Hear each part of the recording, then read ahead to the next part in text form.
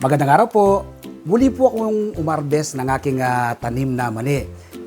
Nakaisang mangkok po ako at by this time ay inilaga ko lang. Dito pong nakalipas na araw ay nagluto po tayo ng kare-kare. Wala po ginamit natin ay yung bagong harvest na mani. So ngayon po titaste natin ating bagong nilaga ng mani. Kapag po kayo naglalaga ng mani, lagyan niyo po ng konting asin. Siksik na siksik po yung laman, ibig sabihin po yan, tama po sila sa edad at maganda po yung lupa na ating ginamit na pinagtamnan ng mani. Kapag po nilagyan ng konting asin, kapag nilaga po ninyo, malasa na siya, no? Masarap na siya. Siksik na siksik po yung laman ng ating mani. Simpleng-simpleng alagaan at patubuhin ng mani. Kapag po kayo humarbes, magtira lang po kayo ng magandang buto, no? Tapos 2 piraso, ibaon nyo lang po yan sa lupa. Kapag after 1 week, tubo na po yan. At halos hindi siya inaalagaan, ano? Kapag tinanim mo, halos maghihintay ka na lamang kapag nagkaroon ng laman. After 3 months lamang, ay magkakaroon na ng laman ang mani. May isa pa po akong trivia sa inyo, no? Kapag po kayo kakain ng mani, siyempre po yung may mga pinagbalatan, yung balat pong ganito, no?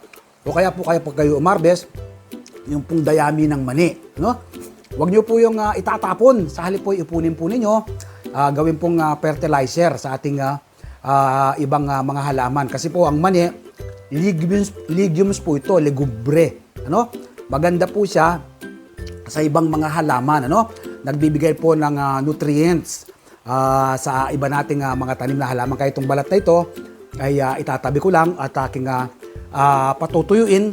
Gagawin naman ng pataba sa iba kong mga tanim na halaman. Ganon din po yung dayami, ano? Hindi ko po itinapon na yung dayami, kung dayami ng mani ay patutuyuin ko rin.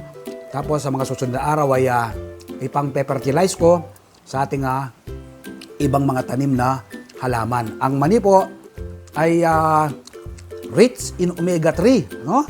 Natatangi po siya. Ganun din po ang soybeans, ang sitaw, yan, magkakauri po yan, legumbre po yan, no? Kapag ikaw ay nagtanim, yung lupa na pinagtamnan mo, papaganda ng papaganda, no? Kapag nagtanim ka ng panibago, yung lupa na pinaggamitan mo sa pinagtamnan ng mani, tiyak po ay gaganda ang yung mga tanim na halaman dahil meron na pong nutrients, no?